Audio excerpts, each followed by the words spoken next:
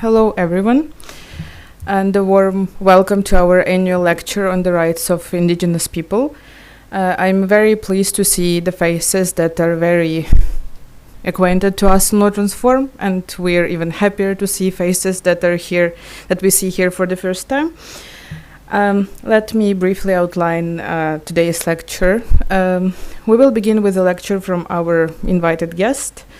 Then it will be followed by a Q&A session. And after a short pizza break, if that encourages you more to stay until the end, we are going to have a movie screening of a documentary 1944 about the deportation of the Crimean Tatars. Now it's a great pleasure for me to introduce our today's speaker, Martin-Oleksandr Kisly. Martin-Oleksandr Kisly is a historian and the head of the Crimean Studies Center at my favorite university in the world, after UAB, Kyiv-Mohyla Academy. He was born in Simferopol, Crimea, and his academic work has been deeply rooted in the history and experiences of the Crimean indigenous people, the Crimean Tatars. In addition to his academic work, Professor Kisly serves as an expert at the Council for Cognitive Deoccupation under the mission of the President of Ukraine in the Autonomous Republic of Crimea, and he also is the executive director of RUTA, an association that fosters global conversation in Central, Southeastern, Eastern Europe, the Baltics, Caucasia, and Central and Northern Asia. His lecture today is titled Claiming the Homeland, Colonial Legacies, Indigenous Resistance, and the Ongoing Struggle of the Crimean Tatars. This is the topic that resonates deeply, both historically and taking into consideration the present moment.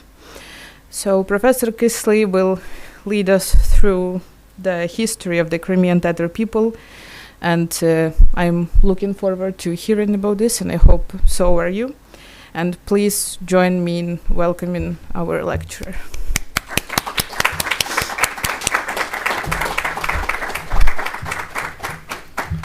Thank you, Katrina. Thank you to everyone who made it possible. So, because it's really an honor and a pleasure for me to be here today and to share, to deliver the lecture, the title of which may seem a little bit complicated to you. And my goal today is ambitious, to try to put in one lecture what normally will be quite a big, not even a paper, but a book. Just few extra words about me. I was born and raised in Crimea, yes, but to answer a question you might be interested in, no, I'm not of Crimean Tatar origin.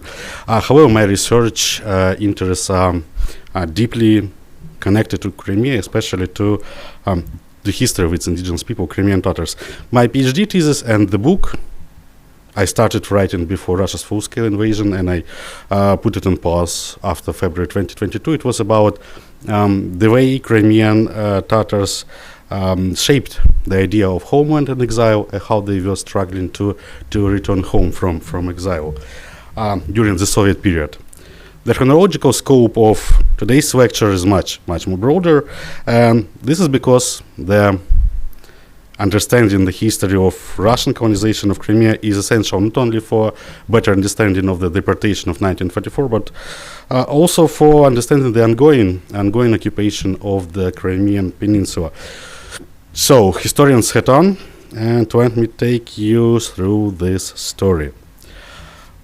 Once upon a time, there lived an ordinary Crimean Tatar family, a husband, a wife, and two children, a girl and a boy. They were an ordinary family, but their wife was not ordinary. They didn't live in their homeland, but in exile, where they had been deported by Soviet authorities in 1944. After Stalin's death, it seems that all restrictions on the Crimean Tatars had been lifted, but in reality, they were still forbidden to leave the place of exile and to return to Crimea. They were forbidden even to visit it. There was only one way: to get a voucher to the sanatorium in Crimea, and because Crimea was an all-Soviet resort.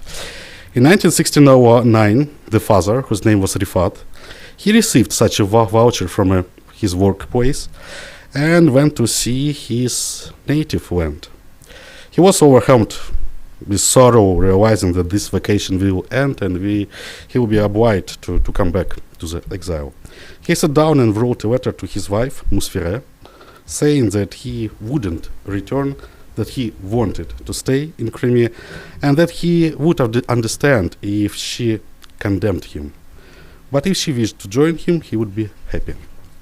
Musfire came with 2 children. The elder girl's name was Ediye, and it was extremely hard for her, because she left behind her friends, a new school bag, and new notebooks, already bought for the next school year. In Crimea, she faced contempt and disdain from the locals. One New Year Eve, she and her brother went to a party, New Year party. All the children were given gifts, but except for them, because they were Crimean Tatars. But Ediye had a grandmother who later joined them in Crimea. She came too.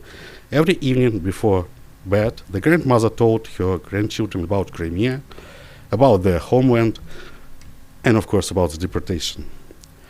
The father bought a motorcycle with a sidecar, and the family regularly traveled to the native village from which they were deported, a village to which they couldn't return.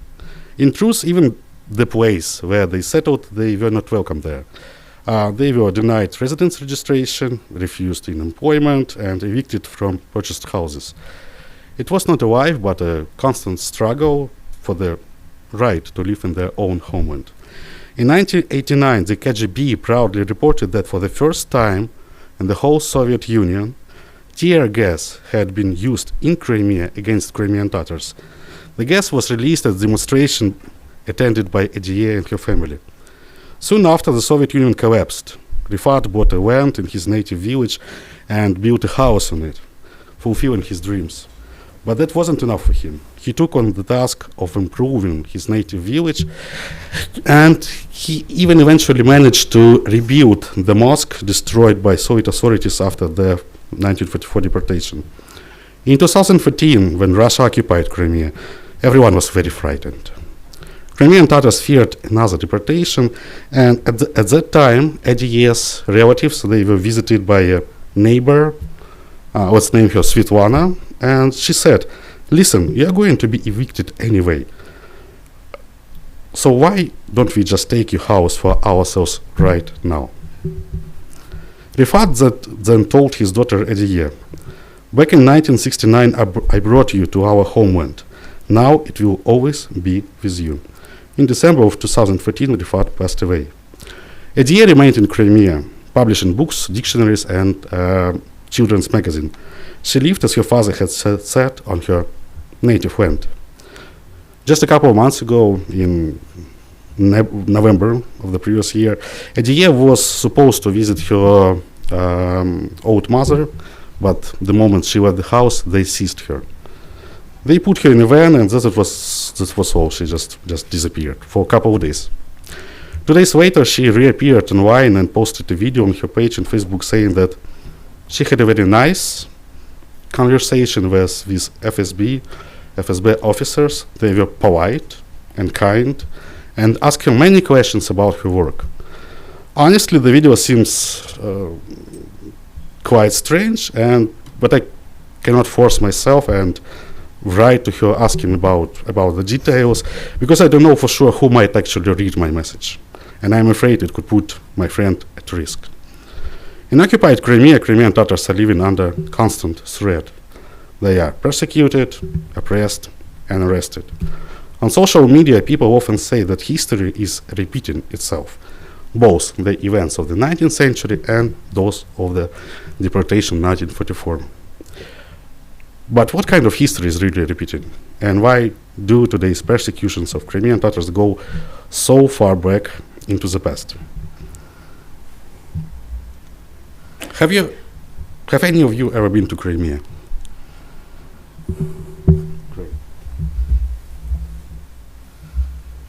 Can you tell what the image of Crimea is the most widespread? You can see it from the moment you arrive to the train station on fridge magnets and postcards. It usually looks like this: mountains, sea, and cypresses. Like this, or this, or this. What if I told you that cypresses are not native to Crimea?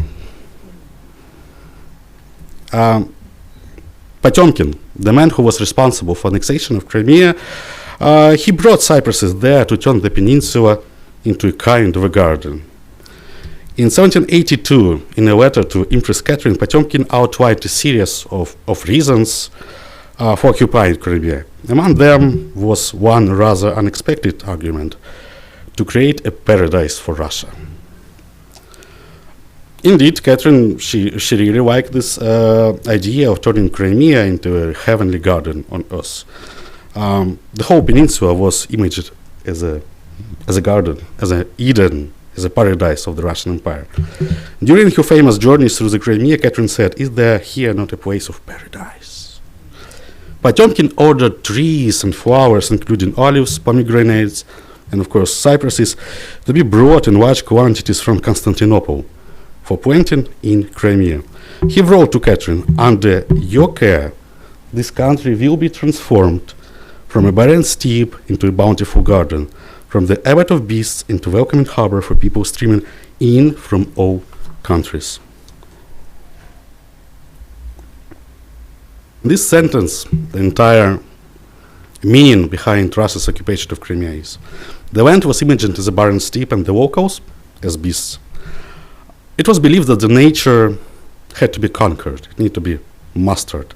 Its wildness should be turned into a garden, civilized garden. To achieve this, the best gardeners from across the world were invited to Crimea. But what about the local population? What about the people who inhabited Crimea? What was the fate of the Crimean Tatars? Catherine's manifesto on the annexation of Crimea contains assurances that Crimean Tatars would be granted the same rights as other subjects of the empire, with their property, faith, and established traditions. Catherine presented these promises with the generosity of a monarch. Based on this, scholars often conclude that occupation of Crimea was a peaceful process. The Russian Empire annexed the Crimean Khanate in 1783, marking the beginning of Russia's presence on the peninsula. The process of incorporating Crimea into the empire, it was long and slow and continued through the 19th century, a time that was more broadly the era of colonization in the history of Western European empires. Beyond the idea of creating a paradise, Potemkin offered Catherine another argument. Most major European powers had acquired colonies, and Russia too needed to follow the example. Because of its mostly Muslim population, Crimea allowed the Russian Empire to feel more European by gaining an oriental colony of its own. In this way, Crimea was gradually transformed into a settler colony. Settler colonization is a form of foreign invasion in which colonizers seek to take control of the land and replace the local indigenous population with settlers. Unlike other type of colonization, settler colonizers are not interested in a long-term cooperation, economic cooperation, other kind of cooperation with the local people. As soon as they have enough power, their policies lead to the elimination or displacement of locals through various economic, political, cultural, or other policies. As one of the key theories of settler colonization, Patrick Wolf puts it, settler colonization is a winner-take-all project whose dominant feature is not exploitation but replacement. Narratives about invasion play a key role in the process of settler colonization. Western settler colonial empires developed a range of myths about colonized people to justify their aggression. Victims of colonization were often portrayed as violent, uncivilized, aggressive, poorly organized societies that needed guidance from more advanced powers. Settler colonial narratives frequently described colonizers as benevolent givers, people who came not to oppress but to help, to share their culture, and to bring modernity. A striking example of this can be found in Catherine's manifesto, where it was claimed that the Crimean Tatars were incapable of tasting the fruits of freedom, and therefore needed the protection of a more civilized power, one that would save them from disorder. Peter Powers, a Prussian naturalist invited to the Russian Empire by Catherine, wrote in his travel notes that the Crimean Tatars were useless, inactive, and even dangerous. Potemkin similarly lamented that the Crimean Tatars were lazy and that their guardians showed no sign of human intervention. The process of incorporation of Crimea into Russian Empire involved the introduction of different land ownership laws. As a result, Crimean Tatars were deprived of their land and were forced to leave Crimea due to poverty. Moreover, although the manifesto promised that all customs and tradition and faith of the Crimean Tatars would be protected by Russian authorities, after the annexation, they faced religious persecution.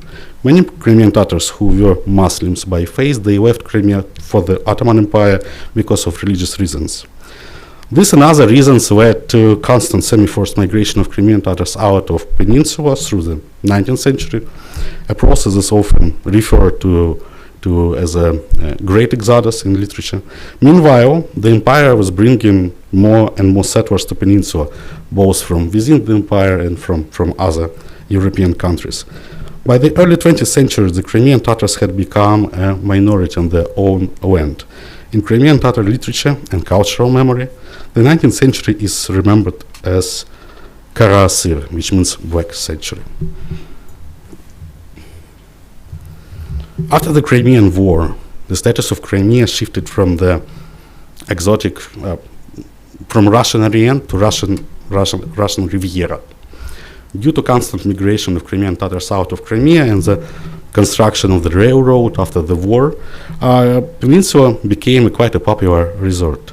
The Crimean Riviera allowed Russian tourists to see themselves as representatives of the imperial capital on Asian Muslim periphery, reinforcing their sense of belonging to a superior European civilization. It is worth noting that in earlier times, Russian tourists, aristocrats, elite, they had to travel to Nice, where they didn't always feel a sense of primacy and superiority.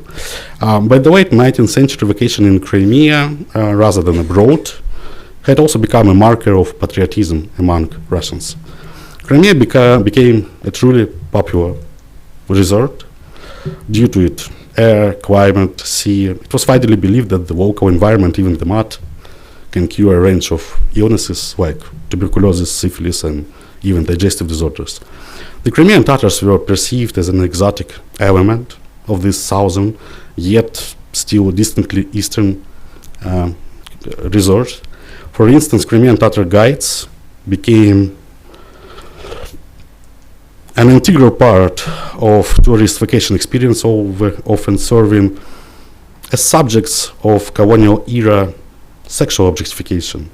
In this context, an eroticized image of the Crimean Tatar horseman emerged,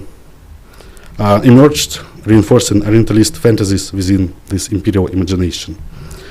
But it wasn't only Catherine and Russian tourists who called Crimea a paradise. At the turn of the century, the Crimean Tatars began to awaken from this Black Century, because the late 19th century and the early 20th century, it was a time of a rising nationalism in the world and the region too, and Crimean Tatars were no exception. They had every reason to join the wave because they had a living memory of their lost statehood, the Crimean Khanate, an empire that had occupied their homeland, absence of political institutions, and of course a clearly defined, geographically defined homeland, the Crimean Peninsula. In 1999, in Istanbul, Crimean Tatar students founded the organization named Vatan, which means fatherland. Among them were Jafer Sidament and Numan Shlibijihan. Their declared goal was to liberate the Crimean Tatar people from colonial rule. The appearance of a new Crimean Tatar elite, inspired by the ideas of nation building, anti-colonial struggle, and emancipation, led to the creation of the national party named Milifirka, which means national party, by the way, in 1970. The overthrow of the monarchy in the Russian Empire created an opportunity for the self-determination of many people, and Crimean Tatars immediately seized it. On December 9, the Kurultai, which was the National Assembly of Crimean Tatars, began at work. During the preparation for the Kurultai, women had the right both to elect and to be elected as delegates of the Kurultai, and for women were elected to the assembly. Thus, for the first time in the Muslim world, and earlier than in most Western countries, women's suffrage was introduced in Crimea. The result of the Kurultai work was a constitution that was democratic and liberal.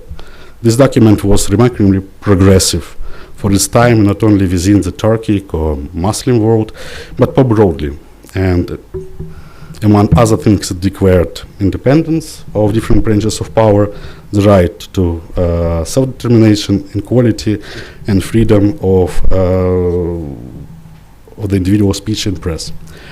The Bolsheviks reacted negatively to the Kurultai. And of course of the adoption of the constitution and the proclaimed creation of Crimean Tatar state, independent state. The Crimean Tatars tried to resist Bolsheviks, but they later outnumbered Crimean Tatars' armed forces. In January 1918, after battles with Crimean Tatars units, the Bolsheviks captured Simferopol, the Kurultai ceased to exist, and the head of the Crimean government, Naman Shlibjihan, was killed. The establishment of Soviet power in Crimea in November 1920, it was marked by Red Terror and famine, costing hundreds of thousands of lives. Soon after, the Soviets created the Crimean Autonomous Soviet Socialistic Republic, positioning Crimean Tatars as the native people of this newly established autonomy. The Bolsheviks launched a policy of indigenization, promoting national minorities through cultural development, language support, and political inclusion. There are many excellent studies on Soviet indigenization policy, for example, Terry's Martin Empire of Affirmative Action, so I won't take up your time by explaining in detail why the USSR introduced positive discrimination after the years of terror. Instead, I will briefly highlight how this policy played out in the case of the Crimean Tatars. The Soviet indigenization policy toward them had several goals: to spread the communist revolution to the Turkic and to the Muslim world, to transform the Crimean Tatars into loyal Soviet citizens, and to control the Crimean Tatar elite while presenting the Soviet regime as a liberator from Tsarist oppression. To put it simple, through emancipation, modernization, and state control nation building, the Bolsheviks sought to transform the Crimean Tatar people into Soviet citizens. However, this period of relative support was short-lived. Indigenization was soon abandoned, repression returned, and the new generation of Crimean Tatars, politicians, leaders, artists, intellectuals, was killed and exiled.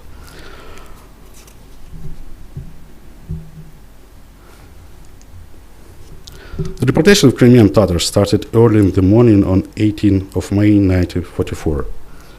According to the decision of the State Committee, the expulsion had to be completed by 1st of June. However, the heads of the operation decided to fulfill and over-fulfill the plan, and the entire population was deported in 3 days. Soldiers woke up children and adults, rarely explaining what was happening.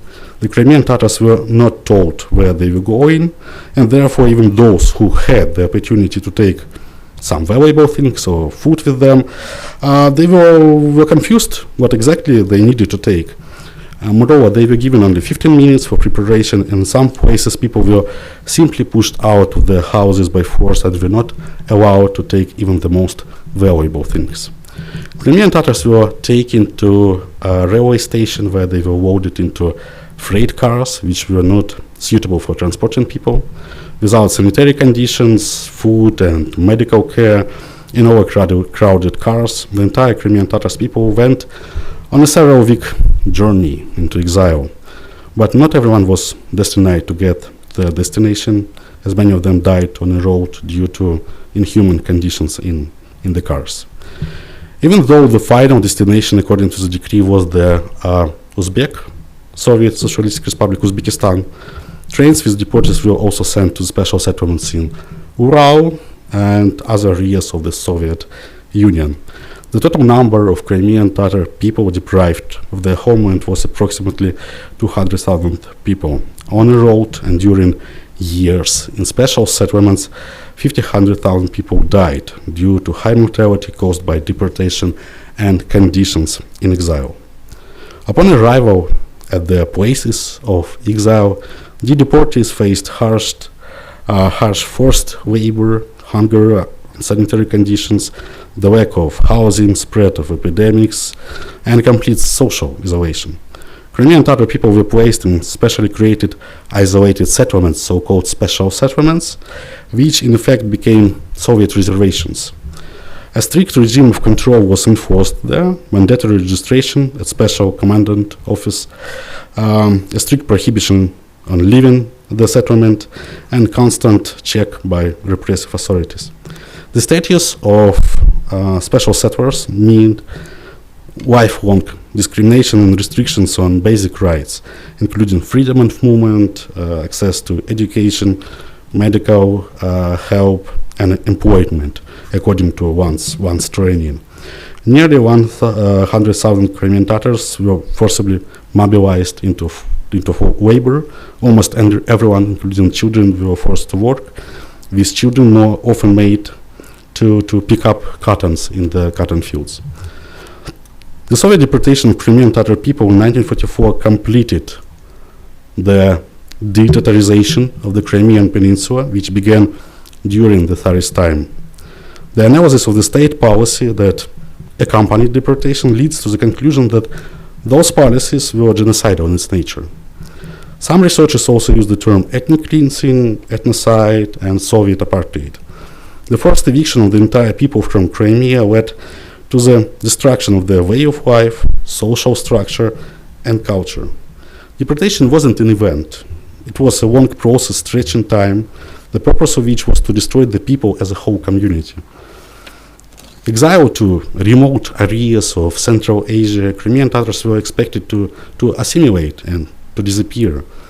In addition to physical displacement, Soviet authorities deprived Crimean Tatars of their name.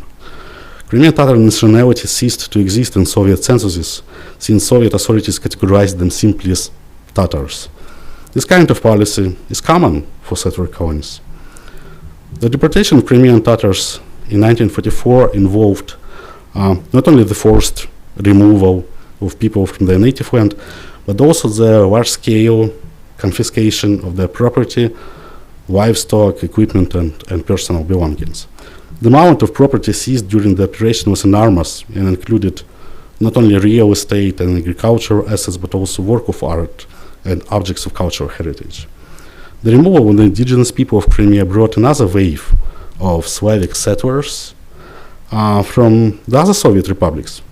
For decades after the Second World War, Soviet authorities organized the mass settlement of Crimea with kolkhozniki, collective farm workers. These settlers were often housed in the homes of Crimean Tatars. The settlement of Crimea with newcomers was systematically carried out over nearly 20 years. Moreover, the deportation of Crimean Tatars made possible the transformation of Crimea into all-Union health resort. Because Crimean Tatar streets, blocks, and villages, they were ruined to build sanatoriums and other facilities.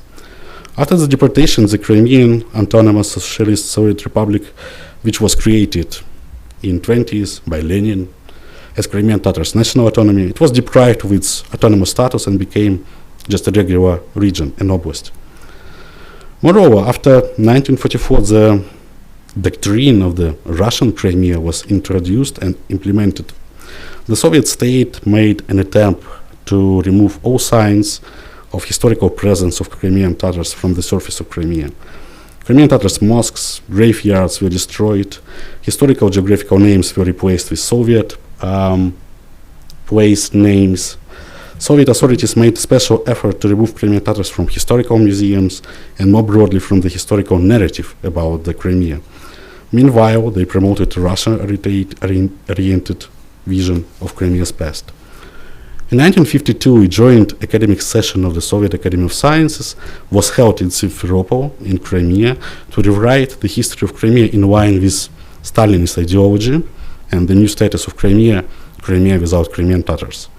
The session said that earlier historians made a mistake. They separated Crimea's history from Russia's history and overstated the role of Byzantines, Khazars, Greece, Genoese, Tatars, and Turks. Authors who described Russia's annexation of Crimea in the 18th century as colonial conquest, they were criticized during this session. This session instructed Soviet historians how to correct those mistakes by emphasizing the ancient presence of Slavs in Crimea and portraying the Crimean Tatar period as reactionary and framing Russia's annexation as a progressive event. Moreover, the new Crimean narrative portrayed all non-Slavic people as occupiers and framed the deportation as an act of liberation for the Slavic population. This narrative dominated in Soviet historiography for nearly 50 years and later influenced modern Russian propaganda used in 2014 to justify the occupation of Crimea. Cleansing of the history and creation of a settler colonial historical narrative is one of the most important elements of colonization that enables creation of a settler colonial society. In Crimea, just like in other settler colonies, the Soviet Empire created a completely new image of the space, an all-Soviet resort, a historically Russian land. And this new narrative was supported by corresponding historical monuments, cultural objects, and the dominance of Slavic population.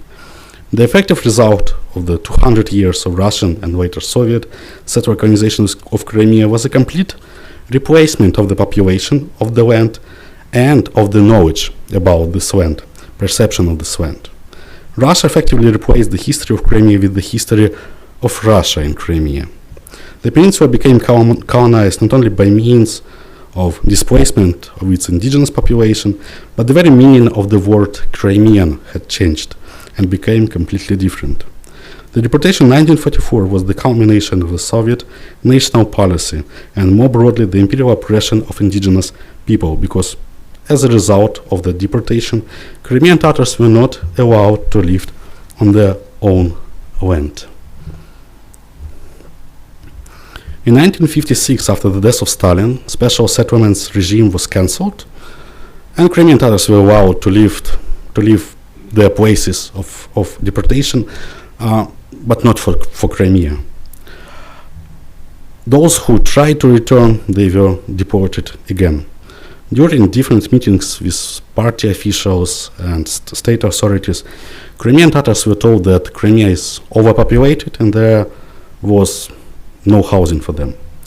The period after 1956 was in fact the time of emergence and rise of the Crimean Tatars national movement, the main goal of which was the return of the people to the Crimea and the restoration of the Crimean Republic as a national autonomy of Crimean Tatars.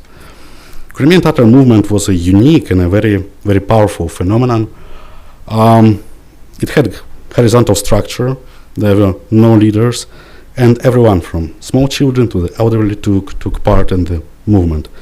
The Crimean Tatar movement was characterized by strong grassroots organization and community solidarity. Since Crimean Tatars were dispersed in exile, often far from political centers, they relied on a local level activism and deep community bonds to sustain their struggle. One of the most remarkable aspects of Crimean Tatars national movement was its commitment to non-violent methods of protest. Despite the harsh treatment they received from the Soviet authorities and despite the trauma of the deportation, Crimean Tatars activists consistently chose peaceful means to advocate for their rights, which included petitions, protests, and hunger strikes. Crimean Tatar activists secretly organized underground meetings and created networks to spread information. They were gathering money to send their representatives to Moscow, where they visited different state and party authorities, demanding the return of Crimean Tatars to their homeland. For instance, in July of 1967, during a meeting with the Crimean Tatars, KGB chief Yuri Andropov convinced the people's representatives that the issue of their return to Crimea will be solved very, very soon. To some extent, Andropov didn't cheat the Crimean Tatars, because on September 5 of 1967, a decree titled about citizens of Tatar nationality previously living in Crimea was issued. At first glance, it seemed to cancel all previous decisions regarding the Crimean Tatars, which could be interpreted as you are free to go home now.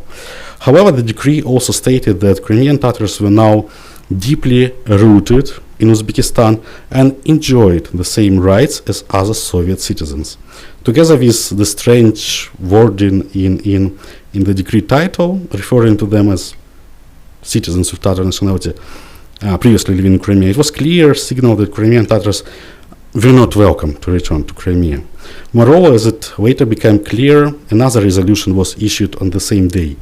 It declared that citizens of Tatar nationality previously living in Crimea had the right to live anywhere in the Soviet Union, but only in accordance with existing employment and passport regulations.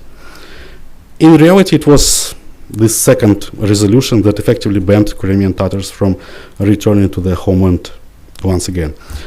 How did it work in practice? From this moment, the return of Crimean Tatars was controlled by passport and registration system, residence permit.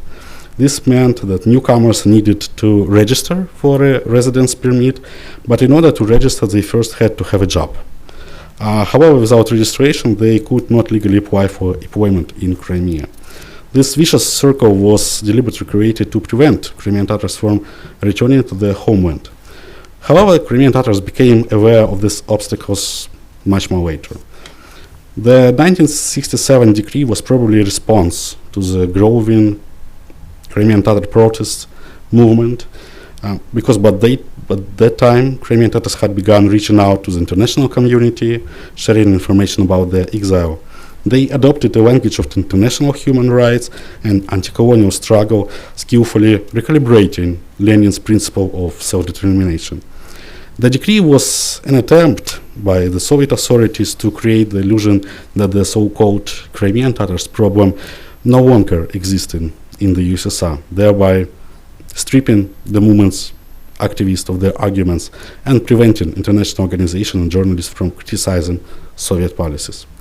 Although the decree issued on September 5 was essentially fraud, a trick and a trap for Crimean Tatars, many of them decided they couldn't longer wait for official permission to return.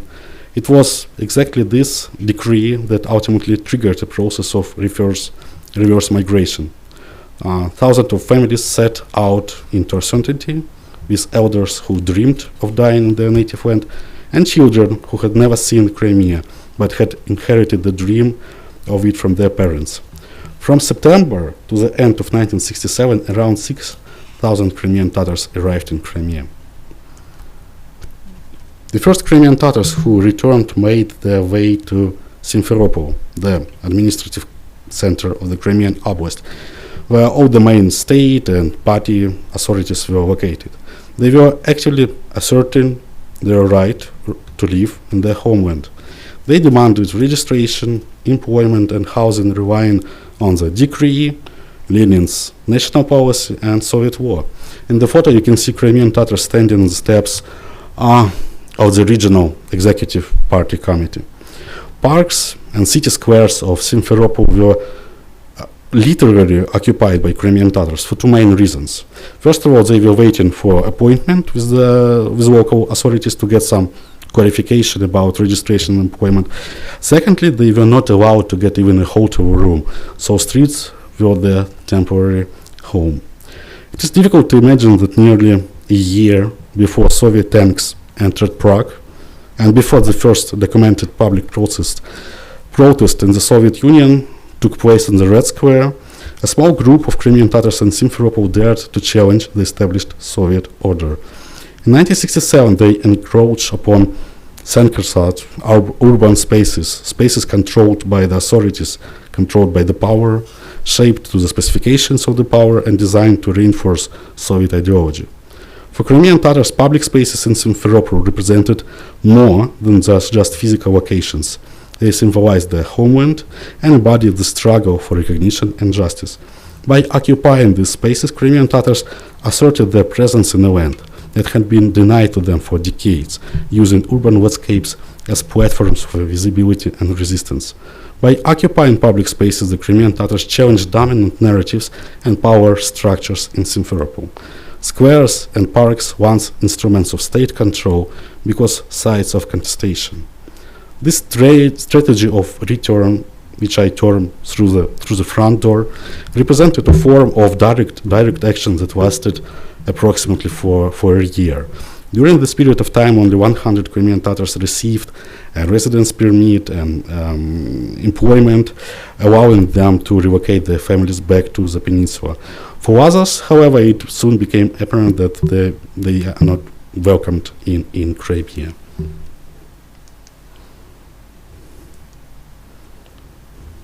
What did Crimean Tatars do when it became obvious that the decree was issued to fool them and they were not allowed to live in Crimea? They went to small villages in northern steppe part of the Crimea where they had a better chance of receiving a permit from the local authorities with a bribe, or at least remain unnoticed. In response to this strategy, local authorities started forced eviction from Crimea. These forced evictions looked almost identical to the one of 1944. At night, police would break into the homes of Crimean Tatars, throw them on trucks and take them to railway stations where they were loaded onto trains and deported beyond the borders of Crimea. Such forced removal served as a form of re-traumatization, reminding of the 1944 deportation, and received the name the repeated deportation. Instead, this practice of return didn't guarantee success. However, some Crimean Tatars managed to buy a house, obtain resident permit, and find employment. Between 1967 and 1978, about 10,000 Crimean Tatars obtained residence permit and returned to Crimea in this way.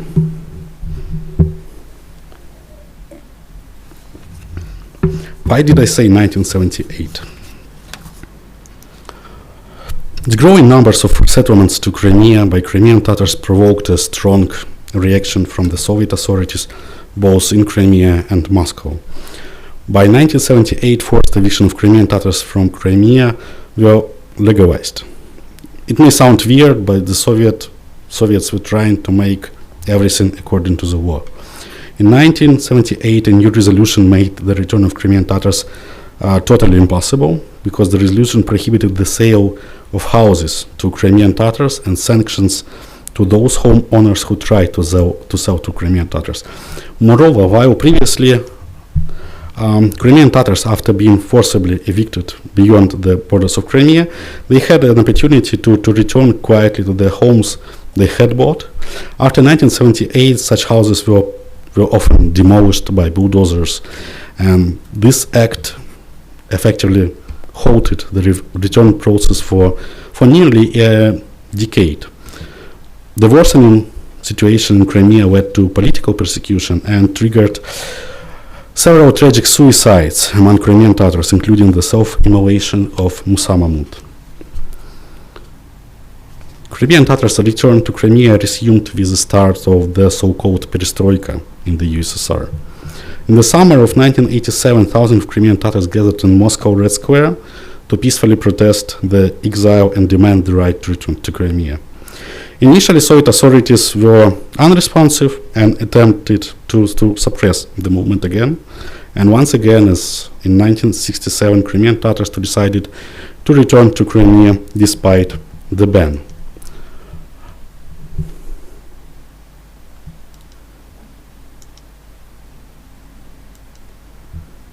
It doesn't matter, okay.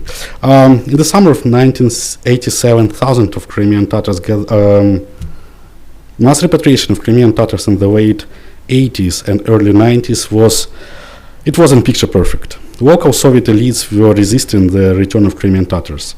It created, or in fact continued state of exception, in which Crimean Tatars were not allowed to choose their place of residence even within their native land. Attempts to restrict the areas of repatriation as well as the number of people to be repatriated to particular areas had their political and economic impact. Crimean Tatars were barely allowed to live in the rural areas, especially in the northern part of the peninsula, far from the seashores, resorts, where the land was particularly expensive, and away from strategically important cities. This meant they had to remain invisible, removed from the surface of the Crimea, from economic, political, and cultural spheres.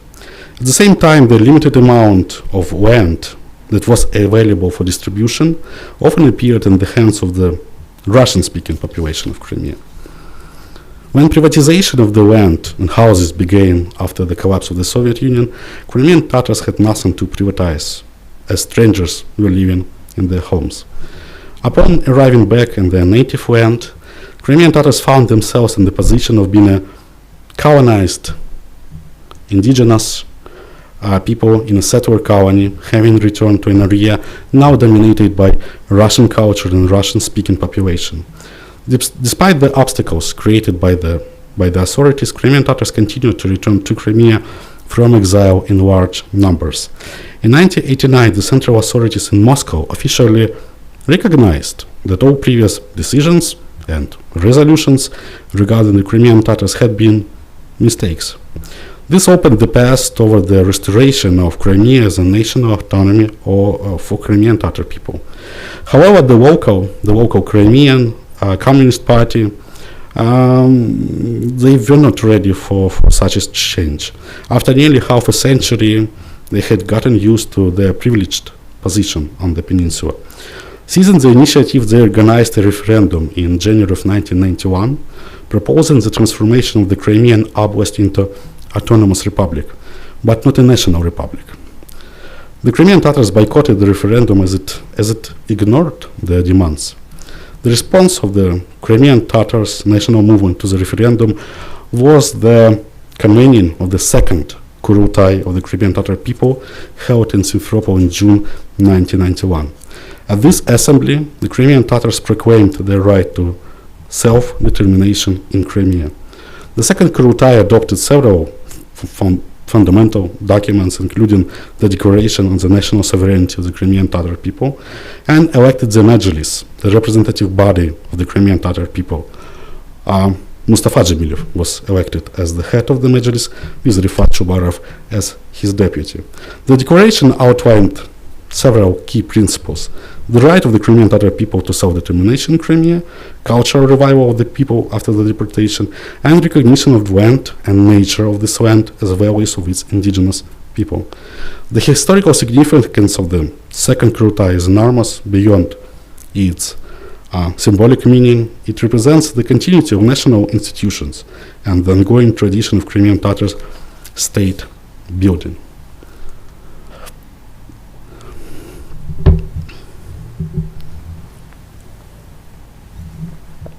It's time to move for me to the second part of the lecture, no less important than the first one. 11 years is a long time, and the 2014 Russian occupation of Crimea is already history. I will not waste your time retelling how the Russia occupied the Crimea. Instead, I will focus on the current state of Crimean Tatars community in today's Crimea, because the 2014 occupation is not only an international crime or a threat to Ukrainian sovereignty. Foremost, it's a constant state of danger for Crimean Tatars. For Crimean Tatars, the 2014 marks an emerged strong fear of eviction from Crimea and repeated deportation. It resulted in reassessing and actualizing the old narrative about the homeland as the main and the only value that cannot be lost.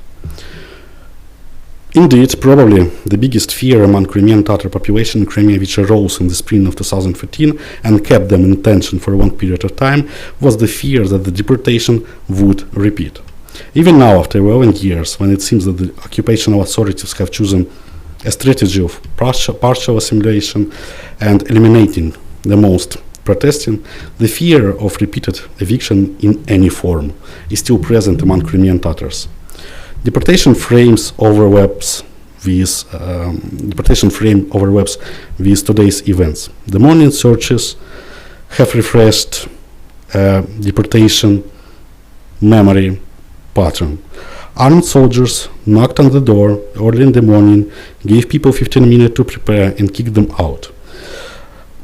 The memory of deportation and trauma of deportation served as a factor of political mobilization before Russian annexation of Crimea. In 2014, authorities had banned any commemoration and public rallies on the main squares of Crimean cities. On May 18, commemoration of 1944 deportation, May 18. Indeed, after the dominant Russian-centric narrative was included into the state memory politics, the Crimean memory of the deportation has become marginalized and become oppositional. The new repressions and bans on commemoration have pushed the memory of deportation back from central squares of Crimean cities back into the families, as it was in the years of exile. The ban on holding rallies on May 18 is not the only form of discrimination Crimean Tatars face on the peninsula.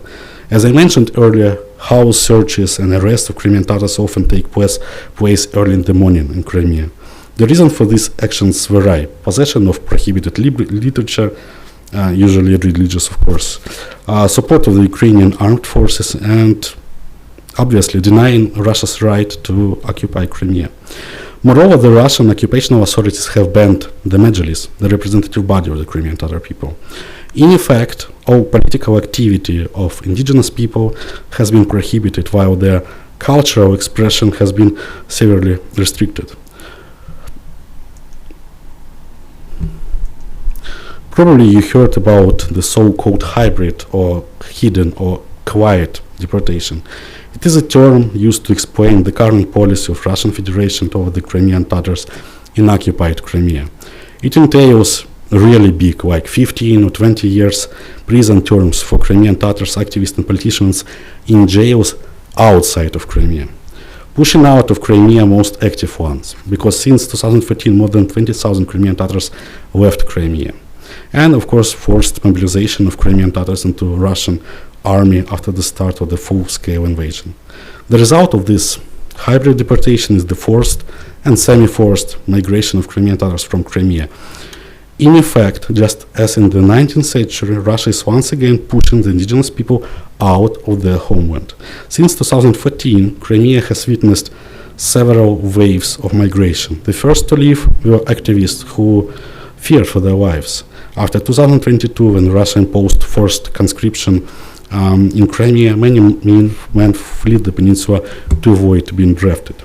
Moreover, over the past 11 years, according to various sources, between 1 and 2 million of Russian settlers have moved to Crimea. This situation creates new risks for Crimean Tatar community. Still recovering from years of exile, they are once again facing marginalization and ghettoization in Crimea. For example, there are only a few schools in all of the Crimea where teaching is conducted in the Crimean Tatar language. This is despite the fact that in 2014 the local occupational authorities declared that Crimean Tatar language, is one of the Crimea's 3 official languages, alongside with Russian and Ukrainian. You remember I mentioned the Catherine's Manifesto. Crimean Tatars would be granted the same rights as other subjects of the empire. This is an example of post-truth, empty declarations with no real support. Alongside constant threats and discriminations, this is the reality that Crimean Tatars face in today's Crimea. Indeed, those who remain in Crimea no longer feel at home. The harsh restrictions against the indigenous population, the restoration of imperial and Soviet symbols, and the introduction of a new, distinctly Russian national narrative in school history curricula, there are all signs of the flourishing neo-colonialism or neo-Stalinism in Crimea. The Russian occupation of Crimea in 2014 reminds us about the same colonial practices and strategies as imperial and Soviet one. Today in Crimea, Crimean Tatars are others again. This time they're extremists, terrorists, radical Islamists, or even Ukrainian nationalists. The Crimean Tatars, as the indigenous people of the peninsula, serve as a constant reminder to Russians that Russians are strangers in Crimea. The desire to get rid of this unwanted population, this time in a more human way than in 1944, combined with the large-scale resettlement of people from the Russian Federation to the Crimea, in a continuation of the same settler colonial policy. Resistance in Crimea takes many forms, but I began with the story of Edia, and I will finish with it. She, along with many other Crimean Tatars who continue to live in Crimea, stands as an example of resistance. By simply remaining on their land, these people resist the occupying authorities, who once again seek to clean the peninsula of Crimean Tatars. Despite the use of various methods of hybrid deportation, the Crimean Tatars remain in Crimea, refusing to let it become a historically primordially Russian land. At a time when Crimea remains under occupation and the international security and deterrence system is unable to address this challenge, we must remember that behind political borders and geopolitical bargaining lies a nearly invisible struggle for the survival of the peninsula's indigenous people.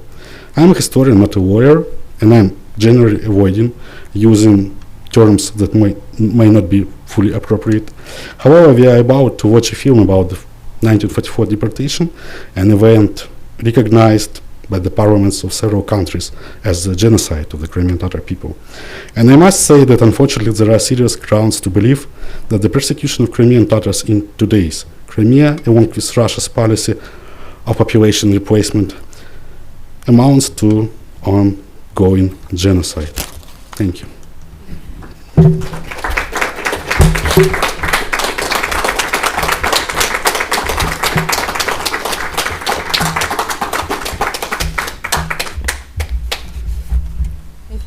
Sit here. Can I? Yes. I wanted to thank Martin Kisly for such an. I think this lecture demonstrated how privileged we are to have our homelands and to be able to reside or to travel to our homelands. Because I think we sometimes forget that some peoples do not have such an opportunity, and I would like to start our Q&A session, and I want to utilize my privilege of being on the stage now, so I will begin, and Yanira will give those who will have questions the mic box, very silly thing. Thank you again for the lecture, and my question is that we saw relations between Crimean Tatars and the Russian state, and I wanted to ask how could you maybe briefly describe the relations between Crimean Tatars and the state of Ukraine? It's a complicated question because we cannot say for sure that Crimean Tatars were ignored by a central Ukrainian authority in Kiev in the period of time before the Russian occupation of Crimea. Because as I said previously, this new fraud and fake Crimean Autonomous Republic was created to keep and save the power of a communist and then post-communist, post-Soviet elite in Crimea. So Crimean Tatars were trapped into this trap of being on a land which was controlled by not only by Russian-speaking population of Crimea, it's not the reason, but by those who deported Crimean Tatars just a half century ago. What we can say about the Ukrainian authority, the central Ukrainian authorities in Kiev, their problem was to keep and save this autonomous republic after the Ukraine got independence in 1991, and without turning it into the national autonomy of Crimean Tatars, yes. Thank you. I think that we'll go questions one by one instead, because I don't see a paper. It's up to you, yeah. I hope it's okay. we can save questions for it. Yeah, thank you, Professor Kisly. I just wanted to, so I study indigenous state relations in the Nordic states and in North America and places like that.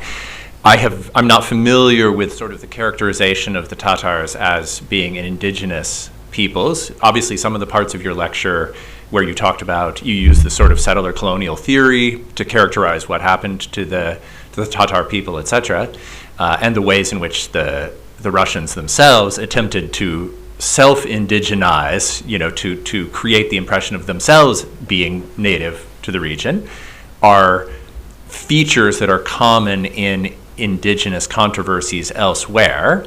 I'm curious about your use of the word indigenous. Is this a concept that the Tatar people assert within international law? Is it something that sort of frames their politics? Is this an academic framing of the Tatars as being an indigenous people with an indigenous struggle? Yeah. Rather according to the international and Ukrainian war, because the history of Crimean Khanate is it's quite complicated, because the Crimean Khanate, even with Crimean Tatars as a state nation of this entity, there are many other people living there. And according to Ukrainian war, Karaites and Krimchaks are also indigenous people of Crimea. There are 3 of them. The only problem is that Krimchaks were almost totally killed by Nazis during the German occupation of Crimea, and Krimchaks are spread all around the world, including the Middle East. So right now, in this current situation, we unfortunately can talk about only Crimean Tatars as they declared their sovereignty. The Crimean land is a sovereign state, sovereign land, and yeah, they are asserting themselves indigenous people of Crimea.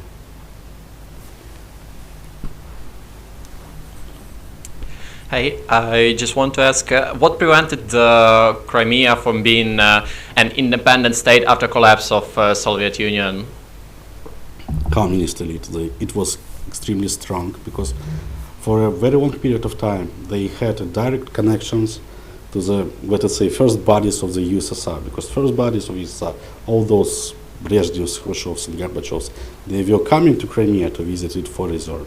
And who served them at this resort? The local communist elite. To be honest, the Crimean Communist Party was probably the most powerful in the whole USSR after the Moscow one. So they had all the power and influence to save this power.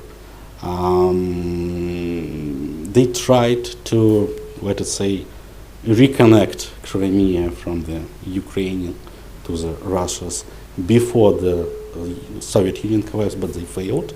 So it was a kind of compromise. They're staying within the Ukrainian state, but with their own republic.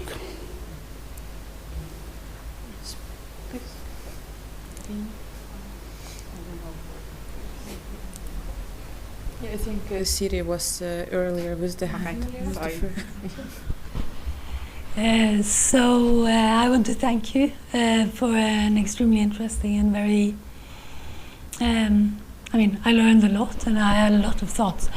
So, so one of the things that I'm wondering about is, the percentage of the population of the Crimean Tatar population residing in Crimea is what sort of what is the share and how is the relationship with Crimean Tatars living elsewhere? Is there a sort of so what is the relationship with the sort of the physical space and the people as a community? If you could say something about that. And then it was also very interesting this the way in which you started talking about the transformation of the landscape and the transformation of the urban and built spaces, the sort of destruction of mosques and symbolic. Has there been an attempt to reclaim the sort of physicality, if you want, of the spaces at all, or is this something that is important in in the way Crimean Tatars think about their struggle? I'm not sure I will able to answer this question in a clear and moderate manner. Probably for each and every generation of Crimean Tatars, the period of time before them is a kind of a golden period of time, the golden cradle. For those who were deported in 1944, the period of time before the deportation, the Crimea in interwar period was this golden cradle with people living in harmony with nature, in harmony with their way of life, even while they were, first of all, an agricultural population. For those who left Crimea after the Russian occupation in 2014, the Crimea, after the period, after the Soviet Union collapse, is the golden period of time too. So I'm not sure there is a kind of one image that can be considered as an ideal one for understanding how Crimea should look like for the indigenous people. And the problem with land redistribution and reclaiming the physical space is because they didn't have an opportunity to reclaim it after the collapse of the Soviet Union. There are only, what can be mentioned is ghettos that appears in Crimea in the period of the return. It was called a new areas of Crimean Tatars resettlement. What they used to do, they were just building villages and even small cities from a bare ground. So those new places of resettlement, they are built by Crimean Tatars for Crimean Tatars, but they don't have a look as some indigenous settlement. They didn't have an opportunity to build it according to the way they can imagine the, I don't know, cultural heritage, like the Hans Palace in Bakhchisarai. Probably what can be mentioned here is a large variety of indigenous businesses in Crimea that emerged after 1991, like cafes and different shops. They usually entails that understanding of how they can reclaim at least the economical control of this land.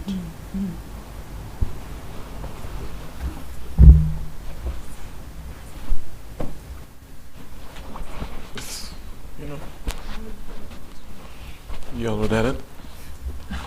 Thanks. Thank you very much for your lecture. I should like to return to Katarina's question, but with a view to the future.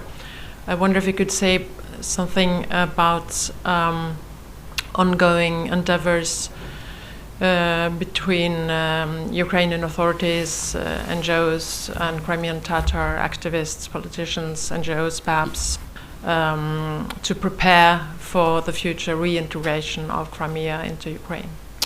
Yeah, sorry, I missed it.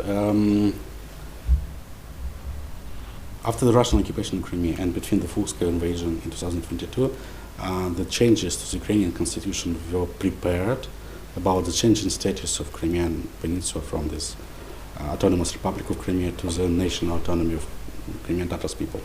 It wasn't adopted due to different political reasons, and they cannot be adopted right now because of the war. We're not able to change the constitution during the war. I cannot say for sure how the political elite of Ukrainian state is ready to do it right now. In the case if something will happen, some peace agreement will be signed, and the war will be stopped. I cannot say for sure that it will be introduced. That Crimea will change its status in the Ukrainian constitution, which will open the way for Crimean Tatars to rebuild the indigenous sovereignty in Crimea. But the project is ready. There are possibility of it to be introduced. Regarding the possible reintegration of Crimea, I'm not sure you remember, but in 2023, when Russian forces were moving forward, there was on the front line, there was a huge possibility of Ukrainian armed forces liberating Crimea. And at that moment of time, a few state commissions on developing state strategies of integration started their work. And one of them, and I'm the part of one of them, it's called the Council of Cognitive Deoccupation. It means to change the way we are understanding Crimea and this 10, 11 years of occupation, because there is a huge distance, to be honest, between people on the peninsula and between people on the mainland Ukraine after this long period of time. The generation of new Ukrainian citizens in Crimea already went to school and even finished the school. So we are trying to pay efforts to this challenge and how to introduce this indigenous narrative into the state policy on reintegration in the Crimean Peninsula. Because if it will happen, I'm not sure it will happen in the nearest future, but if it will happen, we will have a challengeable task for everyone, because there will be many tensions, and it's still a question on which state of the integration process we need to introduce the Crimean Tatars national autonomy. I don't. Oh, yeah. You can have more questions after the film. Yeah. Thank you so much for your lecture. I'm not sure if my question kind of is a bit relevant, because like you're more like historian, and it's like my question is more from like geopolitical part. Is that like since like there is like on geopolitical arena, there is not only Russia and Ukraine who are interested in Crimea. There is also Turkey, and Erdogan recently he kind of. Recently, I think it was about a year ago, he claimed that Crimea should be Turkish, and also it's well known that Turkey also sponsors Crimean Majlis of Crimean Tatars, who've been also announced as like extremist organization in Russia now, and so maybe like you can, I don't know, highlight something like on like Turkish role, Turkish like position towards like Crimean, and like their like relation to like Crimean Tatars. Yeah, it's more. Yeah, I know that it's not your field, but it's more like Joe. Unfortunately, I'm not a good learner, and I'm not familiar with Turkic language. But the people I can ask, and who knows that they said that the Erdogans was saying something like that Crimea is close to them. It doesn't mean it's ours. And it surely means that it was Russia's propaganda who was sharing this claim, because in Ukraine we had some tension for a couple of weeks about this claim too. Because to be honest, it's a very deeply rooted into the history of Russia's presence in Crimea, a myth about Turkey stepping in, and actually it was a reason for the third wave of Tatars and Crimean Tatars immigration in the 19th century, because after the Crimean War, all the Crimean Tatars were proclaimed as Turkic agents of Turkic influence in Crimea, and in 90s in Crimea the same narrative was spreading. That one day Crimea will, some separatist movement may emerge, and Crimean Tatars will join the Turkic Republic. At the same time, I need to agree that the Erdogan figure is quite questionable, and probably, I'm not sure, I cannot assert it, I cannot assume it, there is such kind of a risk in the case of some bigger geopolitical shifts in the Black Sea region. But what can say for sure, and I can see it in my communication and my field work with Crimean Tatars, not only in non-occupied territories of Ukraine, but also with Crimean Tatars in Crimea. For them, Turkic empire, Ottomans are the same empire as Russian. So they don't have this kind of empathy or anything that they will allow them to join Turkey with huge hugs, yeah. Thank you. If there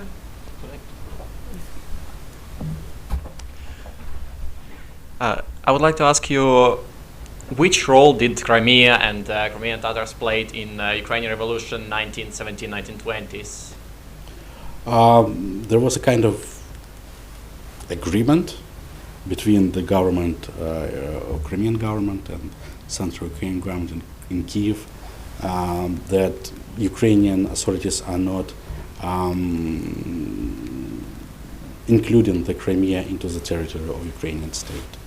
So for the very short period of time, the Crimean Tatars had an opportunity to build the independent state with some close connections to Ukrainian one, but independent.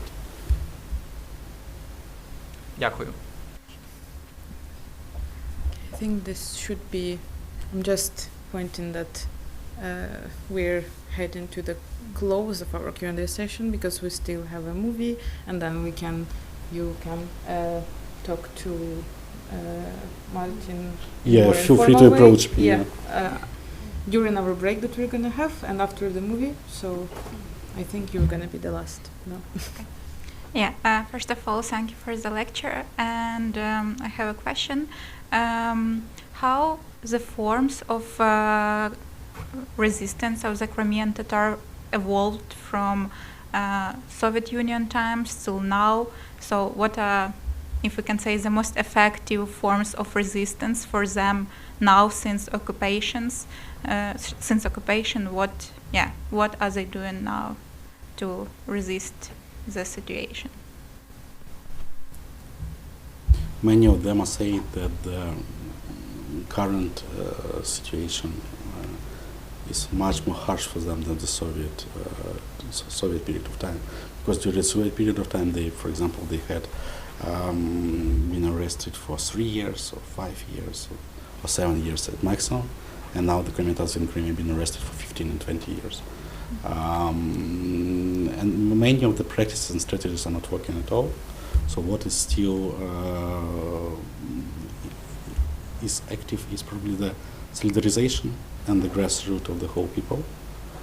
So when this kind of morning searches appears, many of them, like, I don't know, hundreds and thousands may come to the place, to the village when the searches is being conducted to support, just to be there, just to document it.